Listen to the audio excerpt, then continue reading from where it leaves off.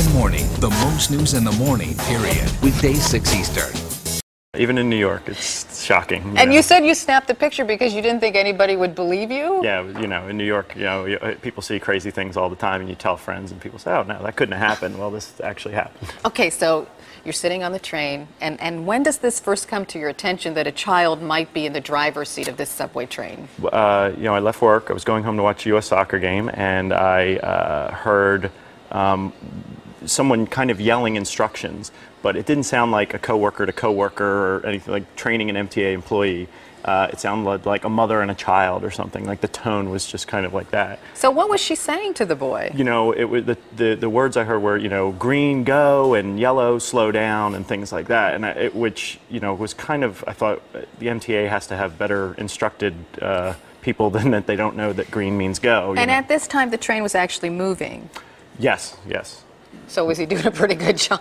It's on rails, so I don't know. It was going, and then we eventually the train stopped at Union Square, and the train was delayed a little bit, and all of a sudden the young boy came out, popped the door open, and announced why the train was delayed. The little boy popped out Yeah. and said why the train was delayed. Yeah, the yeah. same kid that was driving the train. Well, at this point I didn't know that, but he popped out and made the announcement, and everybody kind of in the train kind of nervously looked around and giggled like, did that really just happen?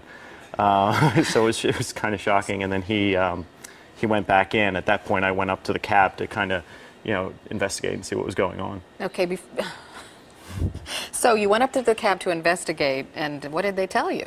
Well, I didn't say anything. The window is kind of fogged out or grayed out, and so I leaned up, and at that point I saw the kid.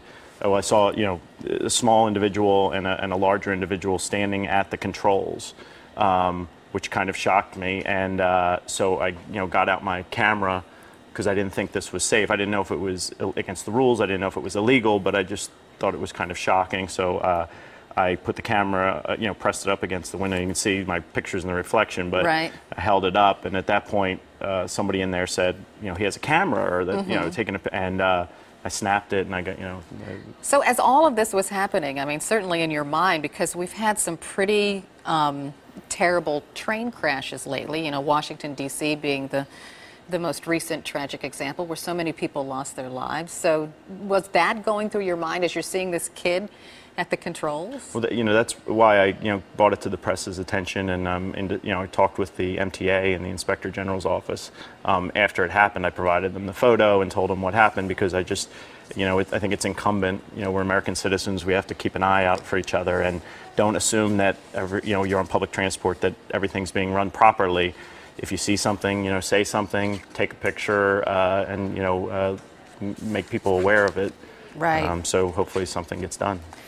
Most assuredly something will happen. An investigation is underway, and that's got to make you feel a little better. Well, I didn't want this young man to get in any trouble. I don't want the conductor or the driver, to lose their jobs over this. I just think it's like President Obama says, these are teachable moments, and that hopefully something good comes out of it.